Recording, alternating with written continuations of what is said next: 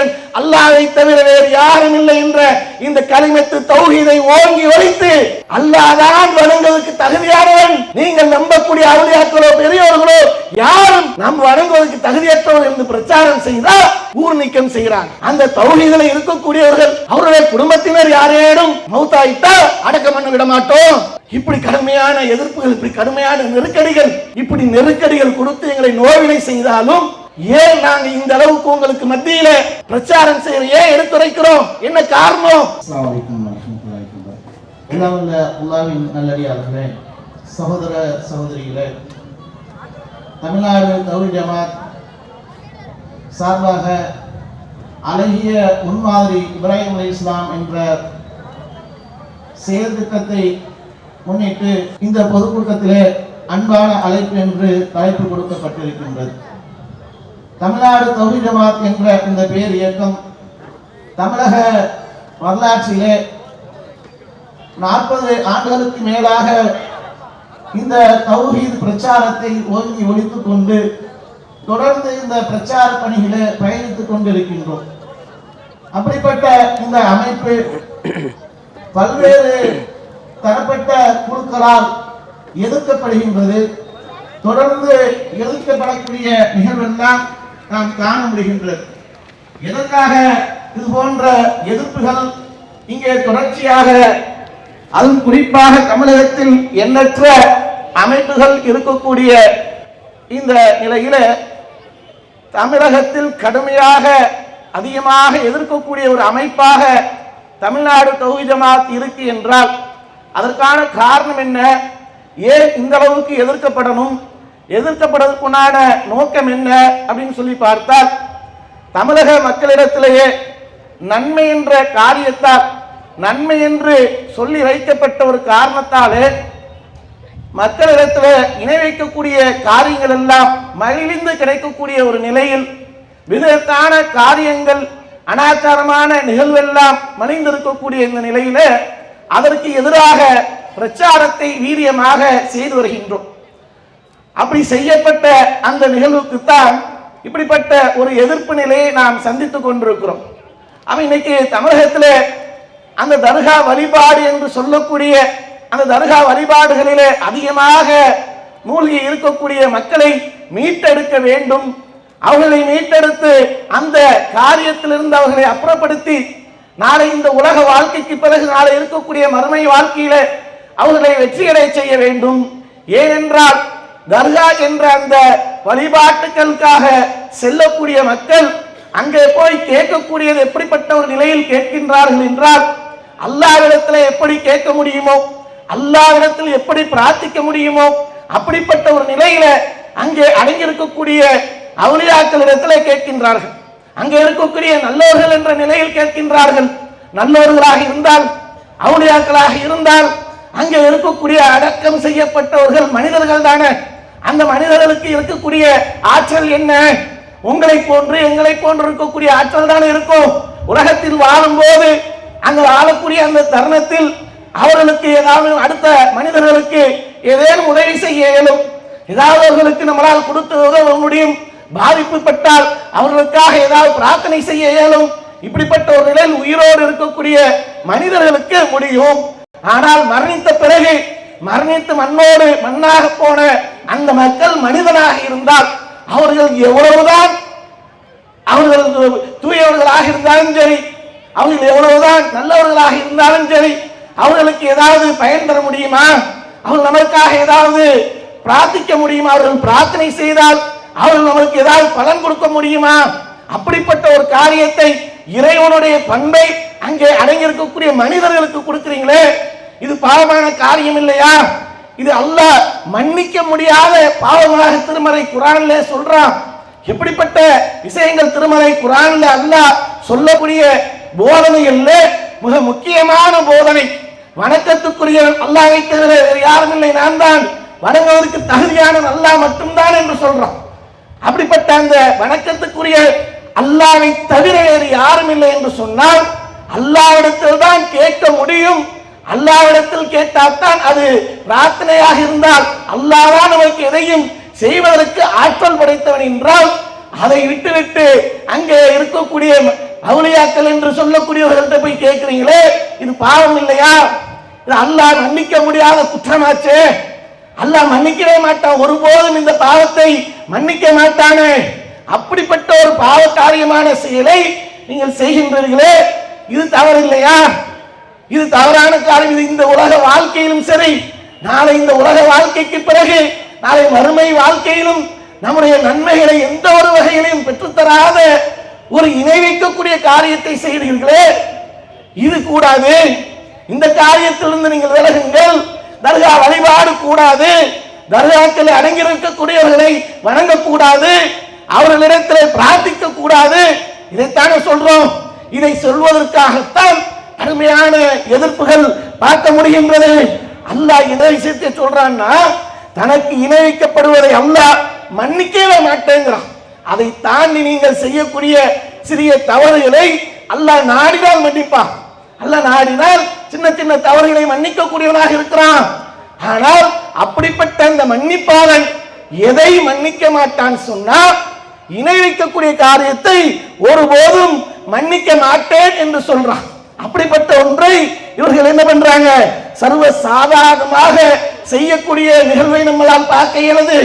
இந்த விஷயத்தை எல்லாம் இப்படிப்பட்ட மக்கள் செய்கின்றார்களே என்பதைத்தான் பிரச்சாரமாக செய்கிறோம்.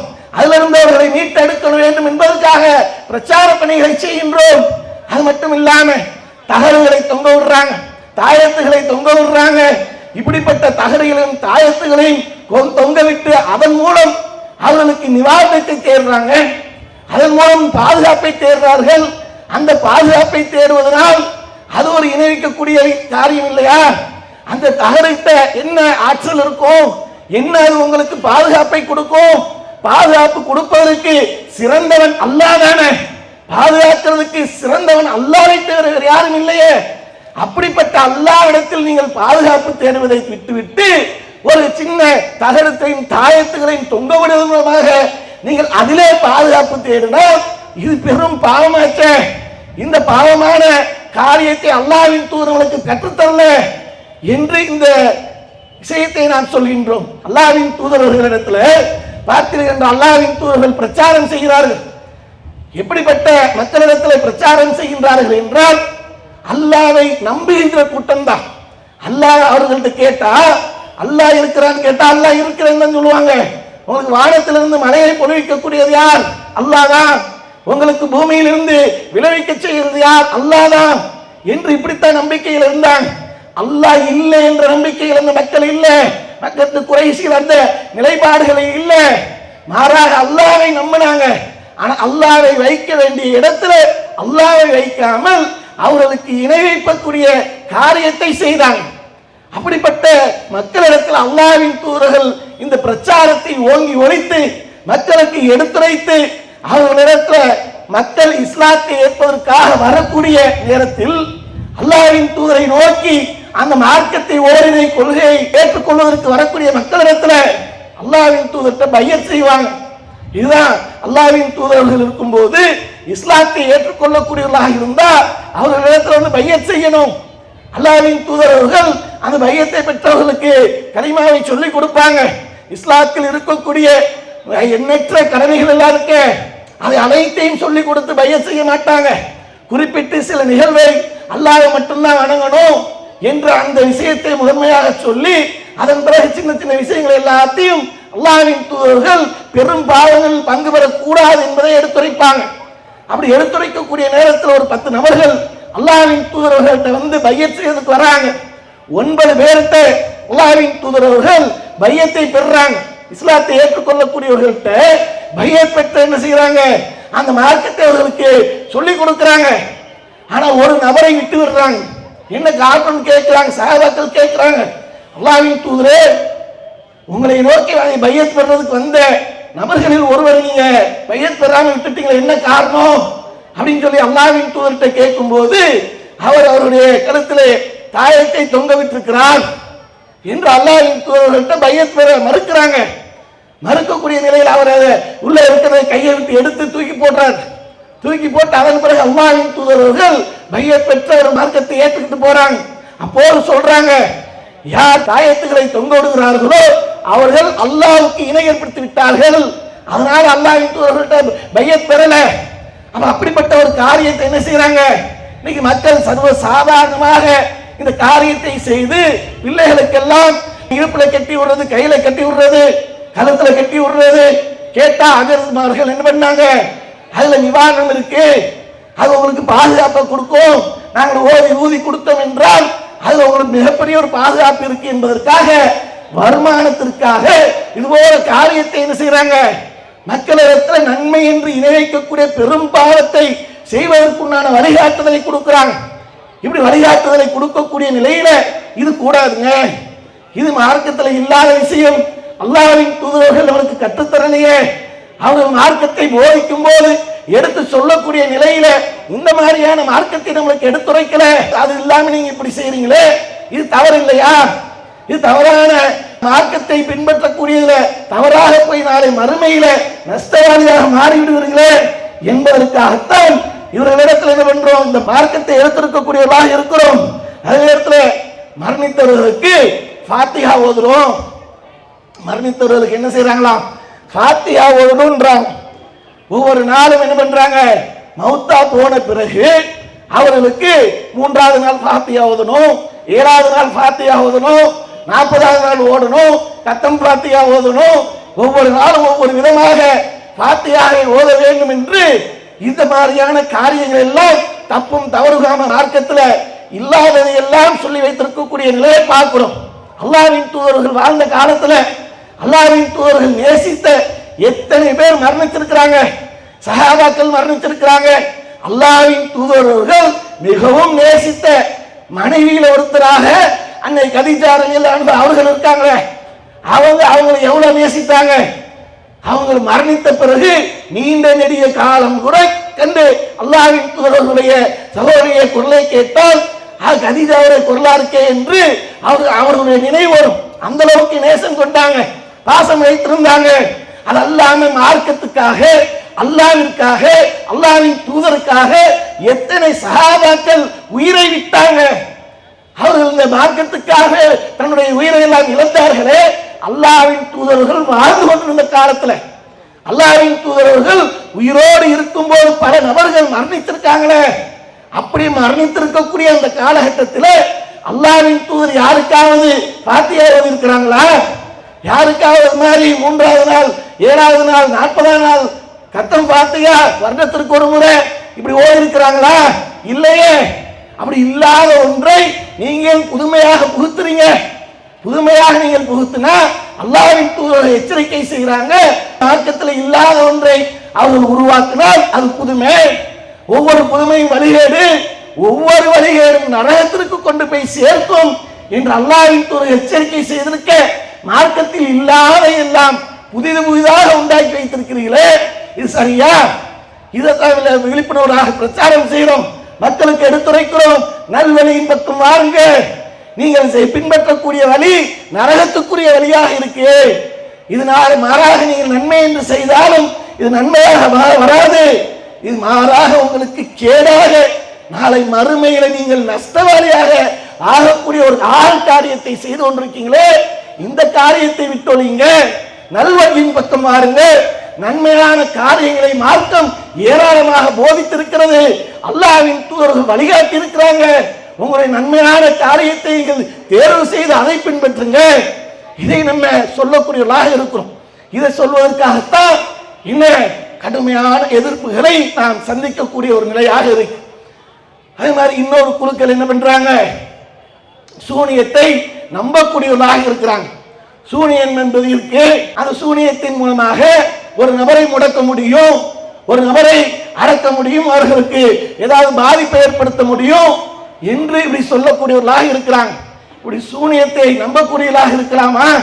சூனியத்துடைய அந்த தன்மை சொல்லக்கூடிய அந்த விதம் யாருடைய பண்பது? சூனியம் என்பது கேட்டா என்ன பண்ணுவாங்க?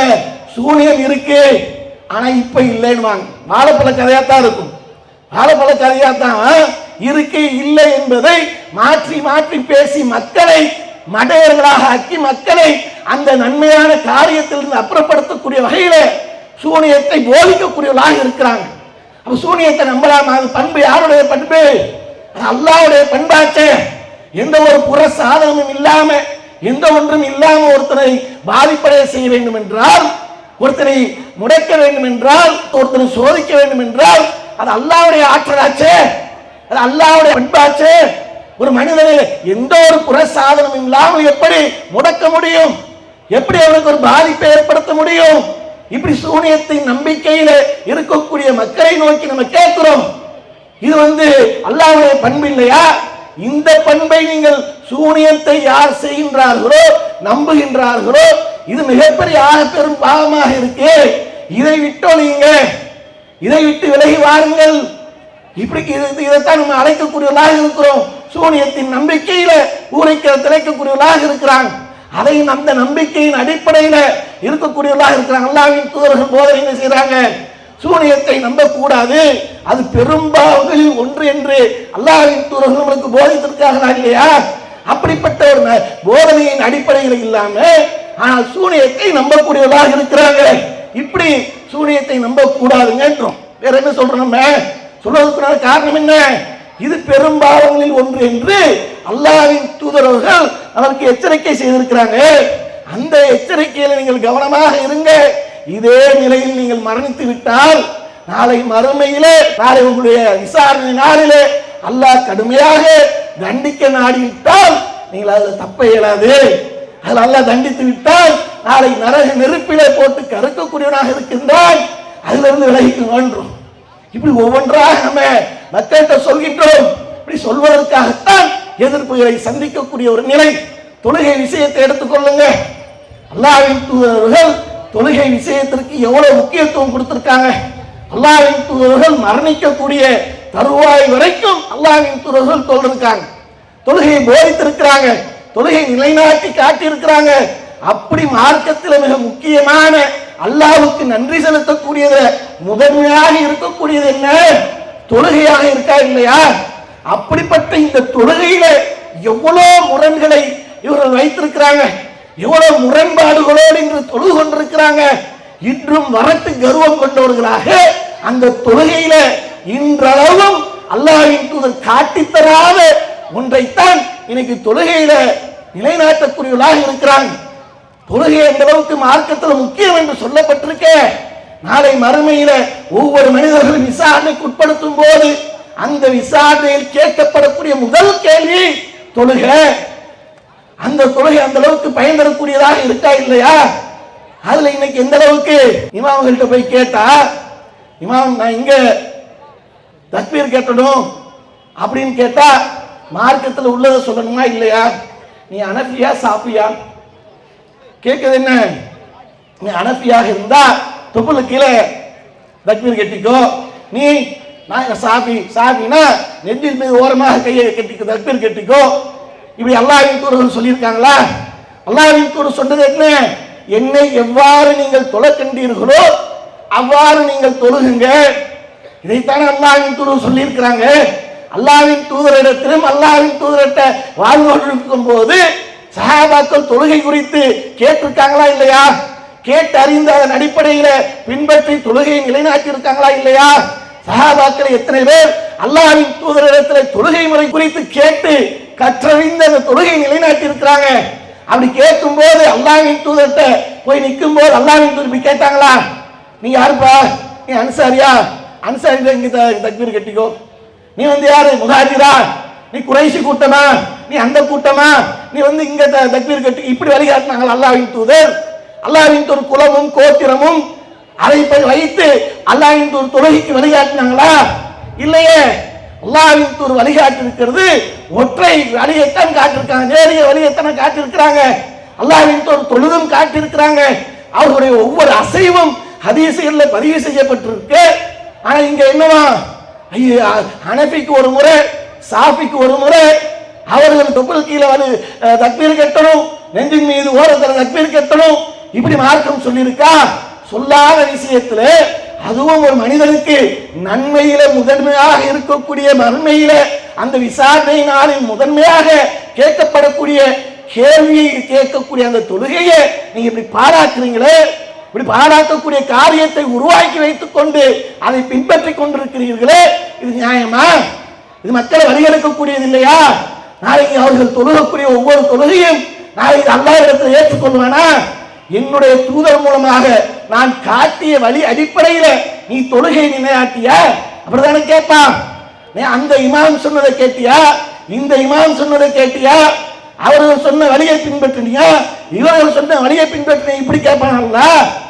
என்னுடைய தூதர் உனக்கு என்ன போதித்தாரோ அந்த போதனையின் அடிப்படையில் உன்னுடைய தொழுகை இல்லை, நான் ஏற்றுக்கொள்ள மாட்டேன், தூக்கி குப்பையை போட்டா. நம்ம வாழக்கூடிய காலகட்டத்தில் 30 வருடம் 40 வருடம் 50 வருடம் தொழுகையை நிலைநாட்டி நம்ம தொழுகைக்காக பலனை அனுபவிச்சிடலாம். அந்த தொழுகைக்கு உண்டான அந்த சொர்க்கத்தில் இருக்கக்கூடிய வாசலிலே நம்ம சென்று விடலாம் என்று நம்ம போனா அங்கே அல்லாஹ்வின் தூதர்கள் காட்டி தராத அந்த நபிகளை அடிப்படையில் தொழுகாதவர்களாக இருந்து அந்த தொழுகை தூக்கி குப்பையில் எறியப்பட்டால் உங்களுடைய நிலை என்னாகும்? இதுக்கு இப்படிப்பட்ட ஒரு நிலையை நீங்கள் பின்பற்றலாமா? இப்படி பின்பற்றுவது பாவம் இல்லையா என்று இப்படி கேட்கிறோம். இப்படி கேட்கக்கூடியவர்கள் நாளை மறுமையில் அல்லாஹ்வுடைய விசாரணை எப்படிப்பட்டதாக இருக்கும்னா, இப்படி அனைத்தையும் இவர்கள் இமாம்கள் அந்த இமாம் சொன்னார் இந்த இமாம் சொன்னார்னு இதை பின்பற்றினால் அல்லாஹ் அனைத்தையும் வீணாக்கி விட்டு அல்லாஹ்வின் தூதர்கள் அல்லாஹ் சொன்ன அடிப்படையில செய்யவில்லை என்றால் அல்லாஹ் நரகத்தில் போட்டுருவான். அப்படி போட்டு விட்டால் அங்கே நரகத்தில் இருக்கக்கூடியவர்கள் அந்த புலம்பல் எப்படிப்பட்டதாக இருக்கும் என்று அல்லாஹ் திருமறை குர்ஆனிலே பதிவு செய்கிறான். எப்படிப்பட்டதாக பதிவு செய்கிறான்னா, இவர்கள் தான் எங்களை வழிகெடுத்தார்கள், அவர்களுக்கு நரகத்தில் 2 மடங்கு வேதனை கூடிய அல்லாஹ் கேட்பாங்களாம். நான் வாழ்ந்து கொண்டிருக்கும் போது நான் தொழுகை குறித்து இந்த இமாமிட்ட கேட்டேன், இந்த பெரியாரிடத்துல கேட்டேன், அவர் சொன்னது அந்த அடிப்படையில் தான் நான் செய்தேன். ஆனால் அல்லாஹ் நீ தொழுகை கேட்டுக்கொள்ளலையே, அதை தூக்கி குப்பையில் எறிந்து விட்டாயே, அதனால என்ன வழிகெடுத்த இவர்களுக்கு 2 மடங்கு வேதனை கொடு என்று அந்த நாளில் சொல்லி காட்டுறான். இப்படி யார் இந்த உலகத்தில் அல்லாஹ்வும் அல்லாஹ்வுடைய தூதரும் வழிகாட்டியின் அடிப்படையில் செயல்படவில்லையோ அப்படிப்பட்ட ஒரு பாதிப்பை அவர்கள் சந்தித்து அந்த நாளில் யாருக்கு நேரான வழியை காட்டாம மார்க்கத்துக்கு புறமான வழியை காட்டினார்களோ அந்த நாளிலே அவர்கள் இப்படி பிரார்த்திப்பார்கள், என்னிடத்தில் கேட்பார்கள் என்று அல்லாஹ் இந்த வசனத்தின் மூலமாக சொல்றான். அப்படிப்பட்ட ஒரு நாளை சந்திப்பதற்கு முன்பாக, அந்த நாளை நீங்கள் அடைவதற்கு முன்பாக நீங்கள் அவர்களுக்கு வேதனையை வேண்ட வேண்டாம், உங்களுக்கு நீங்கள் நன்மையை நாடுங்க. உங்களுக்கு நீங்கள் நன்மையை நாட வேண்டும் என்றால் அல்லாஹ்வும் அல்லாஹ்வுடைய தூதரும் காட்டிய வழிமுறைப்படி நீங்கள் செயல்படுங்க, நன்மை புரியுங்க, அதுதான் நாளைக்கு மறுமையில சொர்க்கத்தை கொடுக்கும் என்று இவர்கள்ட்ட கடுமையான எதிர்ப்புகளை செய்கிறாங்க. நம்ம இந்த பிரச்சாரத்தை ஏற்படுத்தும் போது கடுமையாக எதிர்க்கக்கூடிய நிலையிலும் இருக்கு. இந்த எதிர்ப்புகள் எந்த அளவுக்கு அவர்கள் சென்று விடுகிறார்கள் என்றால், இப்படி எதிர்த்தால் நாங்கள் சொல்வதை விட்டுடுவோம், சொல்லாம போயிடும், அப்படி இல்லை. ஏன் இப்படி நம்ம உங்களுடைய கடுமையான எதிர்ப்புகளுக்கு மத்தியிலையும் நாங்கள் ஏன் இந்த பிரச்சாரத்தை செய்கிறோம், உங்களுக்கு ஏன் இந்த போதனையை செய்கிறோம்? நீங்க எந்த அளவுக்கு எங்களுக்கு வேதனையை கொடுத்த போதிலும் ஊர் நீக்கம் பண்ணக்கூடிய நிலை, ஊர் நீக்கம் பண்றாங்க. தௌஹீதை பிரச்சாரம் செய்ய வணக்கத்துக்குரிய அல்லாஹ்வை தவிர வேறு யாரும் இல்லை என்ற இந்த கலிமத்து தௌஹீதை ஓங்கி ஒழித்து அல்லாஹ்தான் வணங்குவதற்கு தகுதியானவன், நீங்கள் நம்பக்கூடிய அவுலியாக்களோ பெரியவர்களோ யாரும் நாம் வணங்குவதற்கு தகுதியற்றவர்கள் என்று பிரச்சாரம் செய்தால் ஊர் நீக்கம் செய்கிறாங்க. ஊர் நீக்கம் செய்து மட்டும் இல்லாம அந்த தௌஹீதில் இருக்கக்கூடியவர்கள் அவருடைய வாப்பா மௌத்தாயிட்ட அடக்கம் பண்ண விட மாட்டோம், அவங்க உம்மா மௌத்தாயிட்ட அடக்கம் பண்ண விட மாட்டோம், அவருடைய குடும்பத்தினர் யாரேனும் மௌத்தாயிட்டா அடக்கம் பண்ண விட மாட்டோம். இப்படி கடுமையான எதிர்ப்புகள், இப்படி கடுமையான நெருக்கடிகள், இப்படி நெருக்கடிகள் கொடுத்து எங்களை நோவினை செய்தாலும் ஏன் நாங்கள் இந்த அளவுக்கு உங்களுக்கு மத்தியில பிரச்சாரம் செய்ய ஏன் எடுத்துரைக்கிறோம்? என்ன காரணம்? நீங்க எங்களுக்கு இவ்வளவு நோவினை செய்யறீங்களே, மையத்தை அடக்க விட மாட்டேன்றீங்க, ஊர் நீக்கம் செய்யறோன்றீங்க, இப்படி பல பிரச்சனைகளை உள்ளடக்கி சொன்னாலும் இதுல இருக்கக்கூடிய எங்களுடைய நோக்கம் என்ன? நீங்களும் எந்த அல்லாஹ்வை நம்புகின்றீர்களோ அந்த அல்லாஹ்வை நீங்கள் நம்புற மாதிரி நாங்களும் நம்புறோம், எந்த மறுமையை நீங்கள் நம்புகின்றீர்களோ அந்த மறுமையை நாங்களும் நம்புறோம், எந்த மரணத்தை நீங்கள் நிச்சயம் என்று ஒத்துக்கொண்டீர்களோ அந்த மரணத்தை நாங்களும் ஒற்றுக்கொண்டோம், எந்த உலகம் அற்பமானது என்று நீங்கள் கருதுகின்றீர்களோ அந்த உலகம் அற்பமானது என்று நாங்களும் கருதுகின்றோம். ஆனால் உங்களிடத்துல நேரிய மார்க்கம் இல்ல, மறுமைக்கு வெற்றி கொடுக்கக்கூடிய நேரான பாதையில் நீங்கள் இல்ல, அந்த பாதையை நோக்கி நீங்க வாருங்க. இதுல எந்த குரோதமும் இல்லை எங்களுக்கு. எங்களை ஊர் நீக்கம் பண்றதுனால, எங்களை அடித்து உதைக்கிறதுனால, எங்களுக்கு எங்களுடைய ஜனாசாக்களை அடக்கம் செய்ய விடமாட்டேன் என்பதனால எங்களுக்கு எந்த ஒரு குரோதமும் உங்கள் மீது இல்லை. மாறாக நீங்கள் சொர்க்கம் செல்லணும், அதே மாதிரி நாங்களும் சொர்க்கம் செல்லணும். நீங்கள் எந்த சொர்க்கத்தின் மீது ஆசை வைக்கின்றீர்களோ அந்த சொர்க்கத்தின் மீது உங்களை நாங்கள் அழைக்கக்கூடியவர்களாக இருக்கும். அதற்காக எந்த ஒரு நோக்கமும் இல்லை. இது உலகத்தில் ஏதாவது கிடைக்க போகுதா? ஏதாவது நாங்கள் அடைய போகின்றோமா? எந்த ஒன்றும் கிடையாது. உலகத்தில் எத்தனையோ அமைப்புகள் இருக்கு, எத்தனையோ ஜமாத்துகளை இயங்கிக் கொண்டிருக்கு. அவர்கள் எல்லாம் உறுப்பினர் கூட்டம் நடத்துவதற்கு முகாம் நடத்தி கொண்டிருக்கக்கூடிய தருணத்தில் உதிரத்தை கொடுத்து முகாம் நடத்தி கொண்டிருக்கிறோமே, என்ன காரணம்? ஆளை சேர்த்து கொண்டிருக்கிறாங்க. நாங்கள் உதிரத்தையே கொடுத்து முகாம் நடத்தி கொண்டு மக்களுக்கு சேவையாற்றி கொண்டிருக்கிறோமே, என்ன இதனால எங்களுக்கு பெரிய கௌரவத்தை கொடுத்துட போற இந்த உலகம் கொடுத்துருதா? கொடுத்து கொண்டிருக்கா? ஒன்றும் இல்லை. மாறாக என்னுடைய இறைவனிடத்தில் எனக்கு நன்மை வேணும், என்னுடைய இறைவனிடத்தில் நான் அதற்கான கூலியை பெறணும் என்பதற்காகத்தான் அழைக்கிறோம். இந்த கொள்கையின் பக்கம் வாருங்க, இந்த ஜமாத் சொல்லக்கூடிய இந்த நேரியின் பக்கம் வாருங்க. அல்லாஹ்வுடைய தூதர்கள் எதை போதித்தார்களோ அதை நாங்கள் சொல்லக்கூடிய இந்த ஜமாத்தின் பக்கம் வாருங்கள் என்று அழைப்பதற்கான காரணம் இதுதான். மாறாக கூட்டத்தை கூட்டி அந்த கூட்டத்தை வைத்துக் கொண்டு இந்த உலகத்தில் எப்படி ஒரு சிறிய கூட்டத்தை வைத்திருந்தாலும் அதை காட்டிக்கொண்டு எம்எல்ஏ சீட்டு, எம்பி சீட்டு வாங்கி என்னுடைய பின்னாடி பாத்தியா எவ்வளவு கூட்டம் இருக்கு, எவ்வளவு உறுப்பினர் இருக்கான்னு பாத்தியா, என்னுடைய கூட்டத்துக்கு தான் பார்த்துக் கொள்ளுங்க, எனக்கு எம்பி சீட்டு இத்தனை கொடுத்துடணும், எனக்கு எம்எல்ஏ சீட்டு இத்தனை கொடுத்துடணும் என்றெல்லாம் பேரம் பேசுறாங்களே. இப்படி பேரம் பேசுவதற்கு மத்தியில எவ்வளவு லட்சக்கணக்கான கூட்டம் வந்தாலும் அவர்களுக்கு இந்த தெளிவான மார்க்கத்தை சொல்லுவோம் என்பதை தவிர்த்து எங்களுக்கு வேற எந்த நோக்கமும் இல்லை. இதுதான் நோக்கம் எங்களுக்கு. இன்னைக்கு இந்த உறுப்பினர்களை வைத்துக் கொண்டு பேரம் பேசக்கூடிய நிகழ்லாம் பார்க்கிறோம். தெளிவான அரசியல் நிலைப்பாடு கொண்ட ஒரு அமைப்பு என்றால் தமிழ்நாடு தௌஹீத் ஜமாத் தான். இன்னைக்கு இந்த ஜமாத்தில் அங்கம் வகிக்கக்கூடிய எந்த ஒரு நிர்வாகியா இருந்தாலும் சரி, எம்எல்ஏ பதவிக்கு போட்டி போட முடியாது, எம்பி பதவிக்கு போட்டி போட முடியாது. மாவட்ட நிர்வாகிகளுக்கும் அதே நிலை, மாநில நிர்வாகிகளுக்கும் அதே நிலை, கிளை நிர்வாகிகளாக இருந்தால் அவர்களுக்கும் அதே நிலை, கிளை உறுப்பினர்களாக இருந்தால் ஜமாத்தில் உறுப்பினராக இருந்தால் அவர்களுக்கும் அதே நிலைப்பாடு. யாரும் தேர்தலில் எந்த ஒரு பதவிக்கும் போட்டி போடக்கூடாது என்ற அந்த தெளிவான ஒரு நிலைப்பாடை வைத்திருக்கிறோம். நிலைப்பாடை வைத்து செயல்படக்கூடியவர்களாக இருக்கிறோமே. ஆனா பிற இயக்கங்களை நீங்க பாருங்க, அந்த இயக்கத்தில் இருக்கக்கூடிய மக்களை வைத்துக் கொண்டு பேரம் பேசக்கூடிய நிகழ்வை இன்னைக்கு கண்கூடாக பார்க்கிறோமே. அதற்காக கூட்டம் நடத்தக்கூடியவர்களாக இருக்கிறாங்க. ஒரு அற்பமான ஒரு எம்எல்ஏ சீட்டை வாங்கணும், எம்பி சீட்டை வாங்கணும் என்பதற்காக உலகத்தினுடைய ஆதாயத்திற்காக கூட்டத்தை நடத்துவதற்கு மத்தியில் அல்லாஹ்வின் தூதர் அவர்களுடைய போதனையை எடுத்துரைக்க வேண்டும் என்று தமிழகத்தில் எந்த இயக்கங்கள் இருந்து இது மாதிரியான கூட்டத்தை நடத்தி மக்களுக்கு பிரச்சாரம் செய்கின்றது? அதுல தமிழ்நாடு தௌஹீத் ஜமாத் மட்டும்தான் ஒரு கூட்டத்தை நடத்துதுன்னா அதற்கு மிக முக்கியமான நோக்கம் அவர்களுக்கு மறுமையை பற்றி அச்சத்தை போதிக்கணும். நாளை நான் சந்திக்க இருக்கக்கூடிய அந்த நரகத்துடைய வேதனையை பற்றி அவர்களுக்கு எச்சரிக்கை செய்யணும். அதற்காகத்தான் கூட்டத்தை கூட்டுறோம். அற்பமான இந்த உலக வாழ்க்கையில நாம் எத்தனை நாள் இருப்போம் என்பது தெரியாது.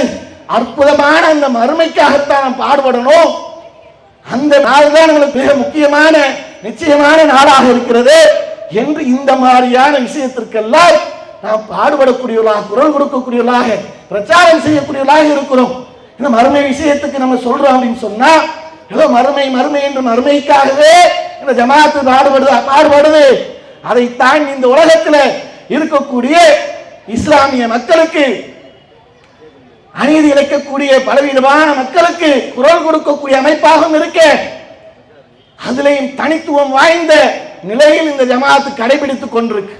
எந்த ஒரு விஷயத்திலையும் சரி, மக்களுக்கு பாதிப்பு ஏற்பட்டால், இந்த சமுதாயத்துக்கு ஏதேனும் பாதிப்பு, இன்னல்கள், பிரச்சனைகள் வந்தால் முதன்மையாக குரல் கொடுக்கக்கூடிய அமைப்பாக தமிழ்நாடு தௌஹீத் ஜமாத் இருக்கிறது.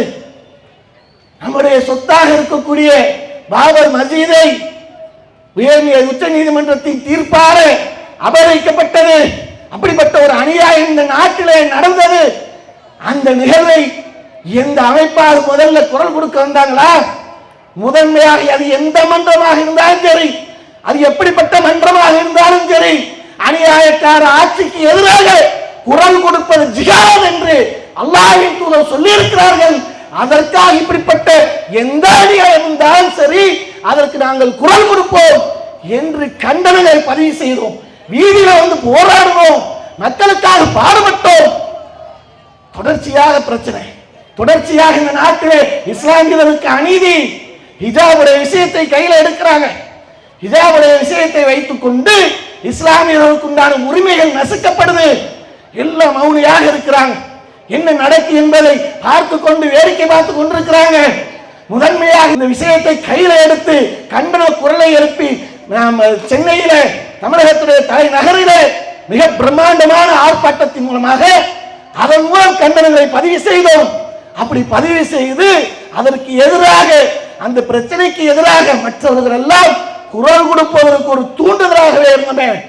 உலகத்தில் பாதிப்பு வந்தாலும் சரி, அந்த பாதிப்புக்கும் நம்ம குரல் கொடுக்கக்கூடியவர்களாகத்தான் இருக்கிறோம். அந்த பாதிப்புக்கும் எந்த பிரச்சனை இருந்தாலும் சரி அதற்காக சிறை செல்லக்கூடிய ஒரு நிலையை பார்த்தோம். இந்த ஹிஜாப் பிரச்சனைக்காக போராடும் போது அந்த போராட்டத்தின் ஒரு நிலையில பேச்சாளர்கள் கைது செய்யப்படுறாங்க. இப்படி எந்த அமைப்பிலாவது கைது நடவடிக்கை நடந்ததா? இஸ்லாமிய உரிமை நசுக்கப்படுது, பொறுக்க மாட்டோம், இதற்காக அமைதி காக்க மாட்டோம், கண்டிப்பாக எங்களுடைய கண்டனங்களை பதிவு செய்வோம் என்று குரல் கொடுத்தோம். போய் சிறைவாசம் 6 மாத காலம் அடைந்து இன்றளவும் வழக்குகளை சந்தித்துக் கொண்டிருக்கிறோமே. ஹிஜாப் அணிவது எங்களுடைய மார்க்க கடமை. அப்படிப்பட்ட அந்த மார்க்க கடமையில் நீ மூக்கை நுழைத்தால் நாங்கள் அமைதி காக்க மாட்டோம் என்று போராடணும். இப்படி ஒவ்வொன்றுக்காக என்ஆர்சி, என்பிஆர், எண்ணற்ற பிரச்சனைகள் வரும்போதும் அந்த பிரச்சனைகளுக்கு நாம் குரல் கொடுக்கக்கூடிய நிலையில இந்த ஜமாத்து செயல்படுது. மார்க்க விஷயத்திற்கும் உலக விஷயத்திற்கும் உலகத்தில் இஸ்லாமியர்கள் பாதிக்கப்படக்கூடியவர்களுக்காகவும் குரல் கொடுக்கக்கூடியவர்கள் அந்த அமைப்பாக இருக்கு. அதனால நீங்க உங்கள் மீது எந்த குரோதமும் இல்லை எங்களுக்கு, உங்கள் மீது எந்த காழ்ப்புணர்வும் இல்லை எங்களுக்கு, உங்கள் மீது எந்த கசப்பும் இல்லை. ஆகையால் நீங்கள் இந்த நேரிய மார்க்கத்தை நாங்கள் சொல்லக்கூடிய கொள்கை நாங்கள் ஏதாவது உருவாக்கப்பட்ட கொள்கையா? நாங்களா உருவாக்கி அதை டோப்பி வித்து வைத்திருக்கிறோமா? அப்படி உருவாக்குனது கொள்கையா இருக்குதா? எங்க கொள்கைக்கு வாங்க அழைக்கிறதுக்கு? இது அல்லாஹ்வுடைய கொள்கை, அல்லாஹ்வின் தூதர்கள் உருவாக்கி தந்த அவர்கள் போதித்த கொள்கை. அப்படிப்பட்ட இந்த கொள்கைக்கு வாங்க தான் அழைக்கிறோம். இந்த கொள்கையின் பக்கம் வாருங்கள். இதுதான் நாளைக்கு மறுமையில மிகப்பெரிய ஒரு நன்மையை தரக்கூடிய ஒன்றாக இருக்கு. இதுதான் நாளைக்கு மறுமையில உலகத்தில் செய்யக்கூடிய ஒவ்வொரு செயலுக்குரிய நாளாக நாளை மறுமையில சந்திக்கக்கூடிய அனைத்திற்கும் அல்லாஹ் கூலி கொடுக்கக்கூடியவராக இருக்கிறார்.